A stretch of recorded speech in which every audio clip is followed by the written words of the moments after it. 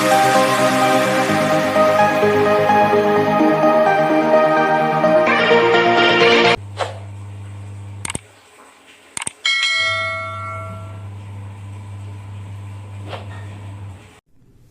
Students, I am Dipesh.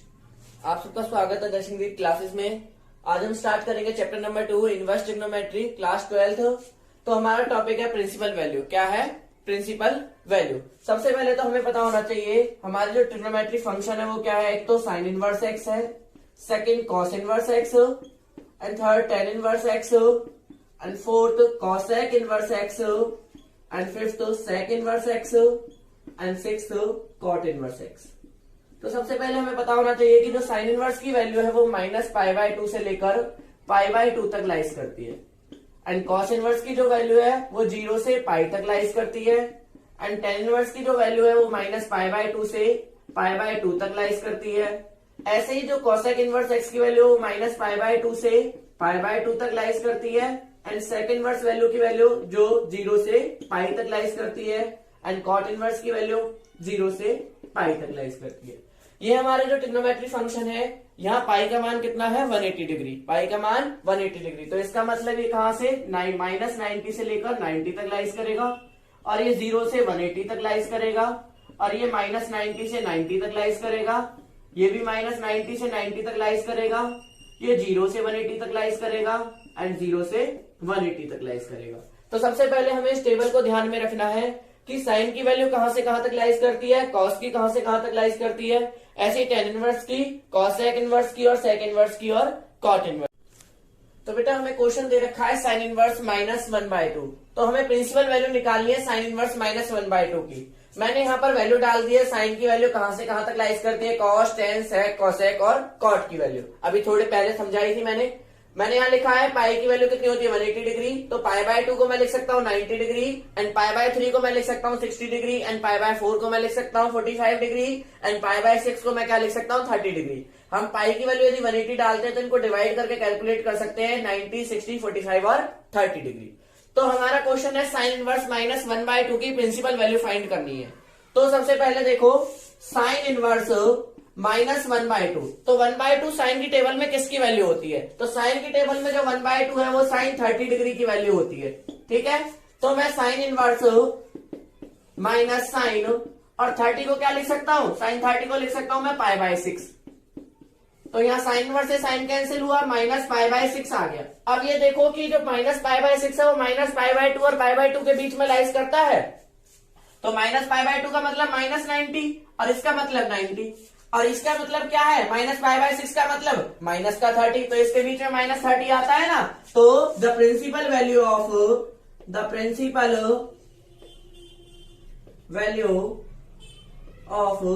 Sign inverse -1/2 is equal to कितना आ जाएगा, माइनस का π/6। इस तरीके से हमें क्या फाइंड करना है, प्रिंसिपल वैल्यू फाइंड करनी है। ठीक है, तो बेटा हमारा नेक्स्ट क्वेश्चन है, हमें प्रिंसिपल वैल्यू फाइंड करनी है कॉस इनवर्स -1/√2 की। तो कॉस इनवर्स -1/√2 की प्रिंसिपल वैल्यू कैसे फाइंड करी जाए?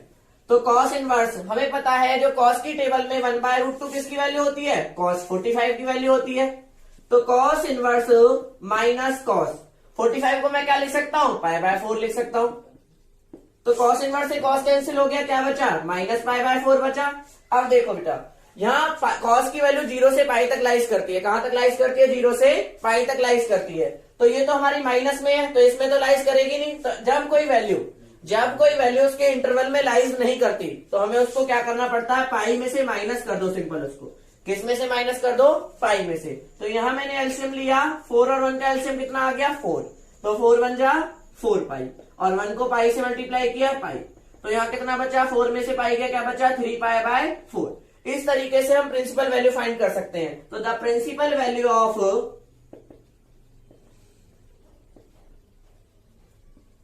Cos inverse -1/√2 is equal to 3π/4। इस तरीके से हम प्रिंसिपल वैल्यू को कैलकुलेट कर सकते हैं। एक दो क्वेश्चन और करके देखते हैं, देखो आगे।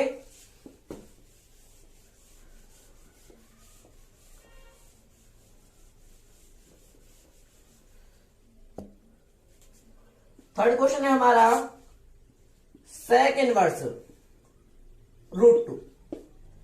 तो बेटा ध्यान से देखो, सेक इनवर्स √2 है, तो मैंने इसको क्या लिख दिया, सेक इनवर्स √2। सेक की टेबल में किसकी वैल्यू होती है, √2 सेक की टेबल में वैल्यू होती है सेक 45 डिग्री। तो यहां मैंने लिखा सेक इनवर्स सेक 45 को मैं क्या लिख सकता हूं, π/4 लिख सकता हूं। तो सेक इनवर्स से सेक कैंसिल हो गया, क्या बचा, π/4 बचा। और π/4 का मतलब क्या है, π/4 का मतलब है 45 डिग्री। और सेक की वैल्यू कहां से कहां तक लाइज करती है, 0 से पाई तक लाइज करती है। तो 45 इसके बीच में आता है, नहीं आता, आता है ना। तो इसका मतलब क्या हो गया, the principal value of sec inverse √2 is equal to कितनी हो जाएगी, π/4। जब कोई वैल्यू इंटरवल में लाइज नहीं करती तो उसको हमें पाई में से सब्ट्रैक्ट करना पड़ता है, और यदि कोई वैल्यू उसमें लाइज करती है तो वो ऐसे ही आ जाती है। इस तरीके से हम फाइंड कर सकते हैं प्रिंसिपल वैल्यू।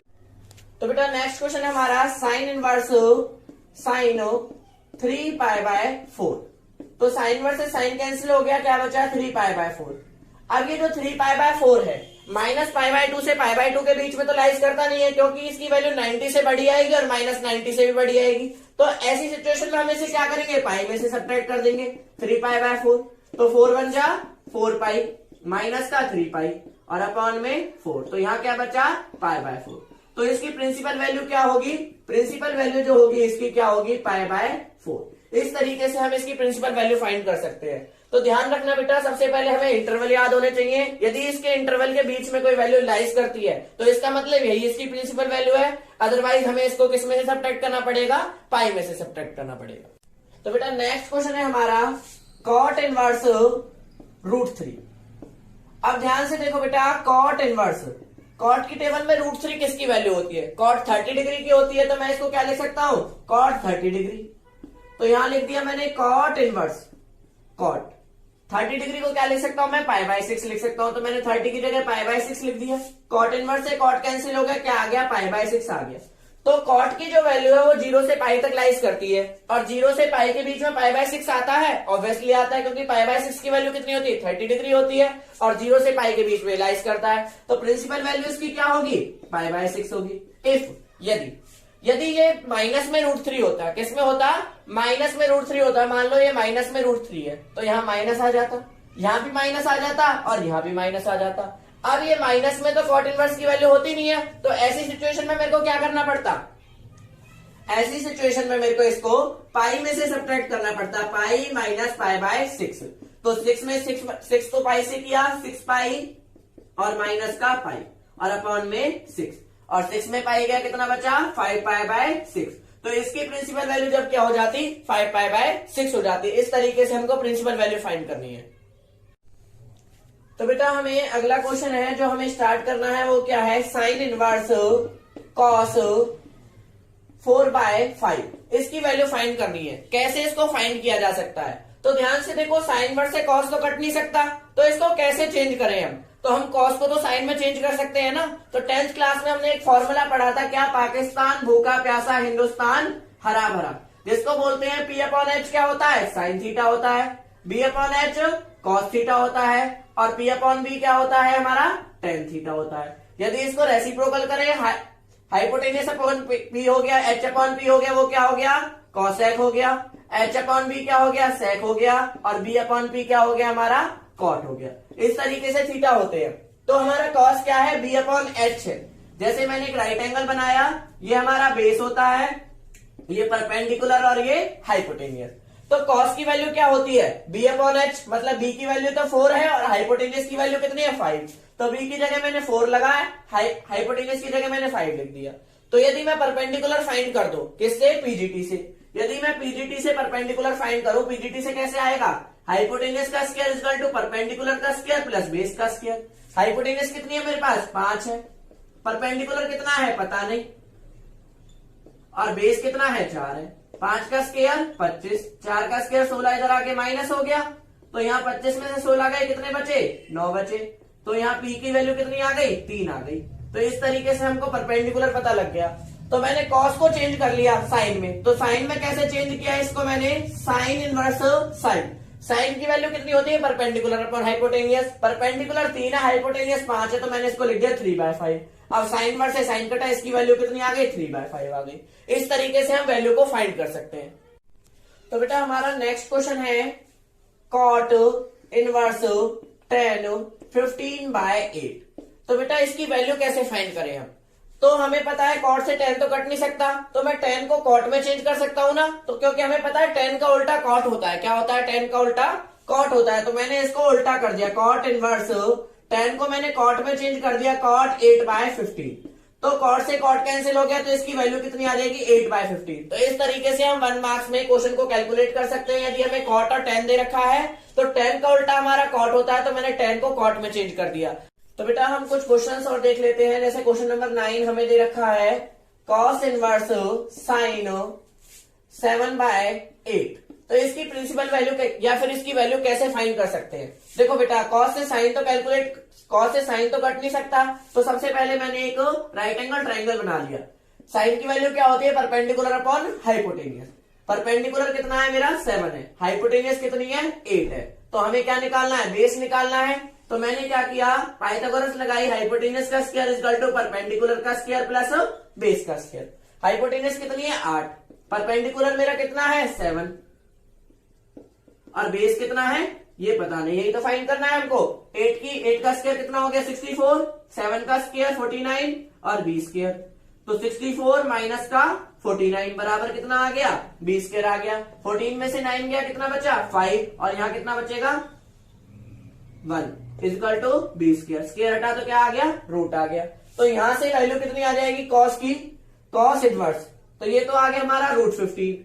तो इसको मैं कॉस में चेंज करूंगा तो क्या आ जाएगा, कॉस की वैल्यू बेस अपॉन हाइपोटेनियस है, बेस √15 है, और हाइपोटेनियस कितना है, 8 है।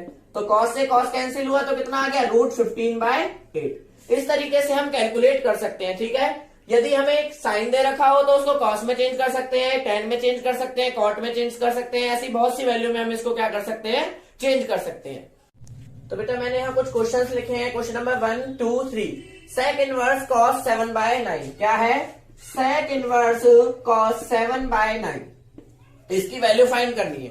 तो ये तो बहुत इजी तरीके से फाइंड हो सकता है। कैसे, हमें पता है cos जो है सेक का अपोजिट होता है। cos क्या होता है, सेक का अपोजिट होता है। तो मैं इसको क्या लिख सकता हूँ, सेक इनवर्स सेक 9/7 लिख सकता हूँ मैं इसको। तो सेक इनवर्स से सेक कट गया, क्या बचा, 9/7। इस तरीके से हम इसकी वैल्यू फाइंड कर सकते हैं। सेकंड क्वेश्चन मेरे को क्या दे रखा है, साइन इनवर्स tan 24/7। तो देखो बेटा यहाँ साइन से tan तो नहीं कर सकता, और ना ही tan साइन का अपोजिट होता है। तो यहाँ मैंने क्या करा, पीजीटी लगा दी। क्या लगा दी, पीजीटी। तो हमारा tan क्या होता है, परपेंडिकुलर अपॉन में बेस। परपेंडिकुलर 24 है, बेस हमारा 7 है। पाइथागोरस लगाओगे तो यहाँ हाइपोटेनस कितनी आ जाएगी, 25 आ जाएगी पीजीटी से। हाइपोटेनस का स्क्वायर इक्वल टू परपेंडिकुलर का स्क्वायर प्लस बेस का स्क्वायर। तो यहाँ मैंने इसको साइन में चेंज कर दिया, साइन इनवर्स। tan को साइन में चेंज किया, परपेंडिकुलर अपॉन हाइपोटेनियस। परपेंडिकुलर 24 है, हाइपोटेनियस 25। तो साइन से साइन कट गया, क्या बचा, 24/25 बचा ना। तो ये इसकी वैल्यू आ जाएगी। थर्ड क्वेश्चन है मेरे पास, क्या थर्ड क्वेश्चन है, tan इनवर्स cos 8/70। तो बेटा देखो tan cos का ना ही अपोजिट होता है, ना ही cos tan का अपोजिट होता है। तो इसका मतलब क्या है, यहां मैंने पीजीटी लगा दी। cos की वैल्यू क्या है, बेस अपॉन हाइपोटेनियस। तो बेस अपॉन हाइपोटेनियस, बेस हमारा 8 है, हाइपोटेनियस 17 है। यहां मैं पीजीटी लगाऊंगा तो परपेंडिकुलर कितना आ जाएगा, 15 आ जाएगा। तो मैंने tan को कॉट में चेंज कर लिया, tan में चेंज कर लिया cos को। तो tan में क्या आ जाएगा, परपेंडिकुलर अपॉन बेस। तो tan परपेंडिकुलर कितना है, 15, बेस कितना है, 8। तो tan से tan कट गया, तो यहाँ क्या बचा, 15/8। तो इसकी वैल्यू क्या आ जाएगी, 15/8 आ जाएगी। इस तरीके से हम इसको फाइंड कर सकते हैं।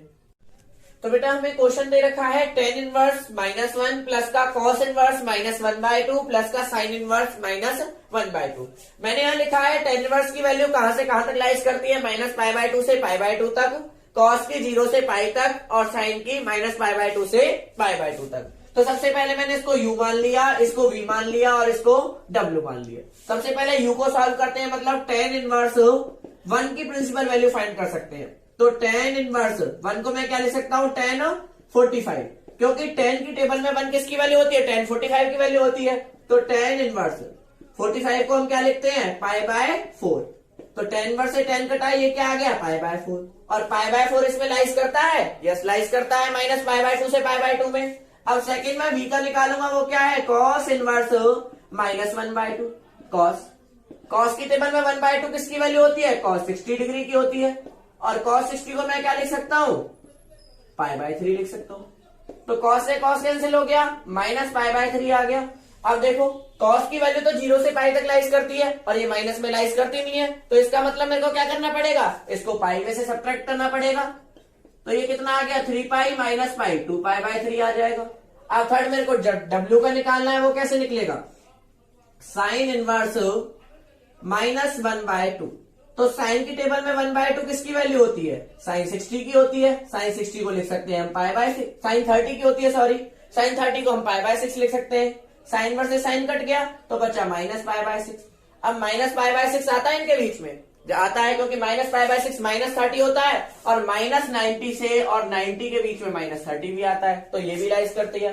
तो इसका मतलब इसकी प्रिंसिपल वैल्यू कैसे फाइंड कर सकते हैं, u की वैल्यू आ गई पाई बाय 4, v की वैल्यू आ गई 2 पाई बाय 3, और w की वैल्यू आ गई माइनस का पाई बाय 6। एलसीएम ले लेंगे इन तीनों का, एलसीएम कितना आ गया, 12 आ गया। 4 3 जा 12 और 3 1 जा 3 पाई, और 3 4 जा 12, 4 2 जा 8 पाई, और 6 2 जा 12, 2 1 जा 2 पाई। तो ये कितना हो गया, 8 और 9 10 11, 11 में से 2 गए, कितने बचे 9 पाई बाय 12, और इसको मैं काट भी सकता हूँ, 3 3 जा 9 और 3 4 जा 12, तो ये आंसर आ जाएगा 3 पाई बाय 4। इस तरीके से हम इसकी प्रिंसिपल वैल्यू को फाइंड कर सकते हैं।